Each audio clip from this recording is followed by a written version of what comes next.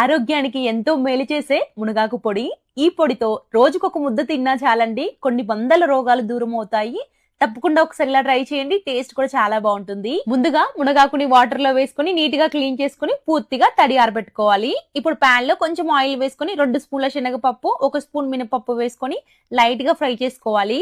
తర్వాత 1 స్పూన్ ధనియాలు, అలానే మీ కారానికి సరిపడా ఎండుమిర్చి కూడా కట్ చేసుకొని వేసుకోండి. నేను ఇక్కడ 15 ఎండుమిర్చి అలానే 1 స్పూన్ జీలకర్ర కూడా వేసుకున్నాను.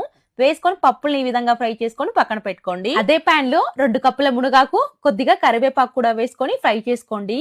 ఫ్రై చేస్తుండగా కొద్దిగా చింతపండు, అలానే ఒక 5-6 వెల్లుల్లి రెబ్బలు కూడా వేసుకొని ఆకుని సిమ్ లో పెట్టుకొని బాగా ఫ్రై చేసుకోవాలి. ఇప్పుడు జార్ లోకి ముందు ఫ్రై చేసుకున్న ఎండుమిర్చి, సరిపడా సాల్ట్ వేసుకొని మెత్తగా గ్రైండ్ చేసుకున్న తర్వాత ఈ మునగాకు కూడా వేసుకొని లైట్ గా బరకగా గ్రైండ్ చేసుకోవడం. చాలా మంది ఇండ్లలో ఈ మునగాకు చెట్టు ఉన్నా సరే ఆకుని మాత్రం యూజ్ చేయరండి. ఒక్కసారి ఇలా చేసి పెట్టుకుంటే 3 నెలల పాటు వాడుకోవచ్చు. తప్పకుండా ట్రై చేయండి.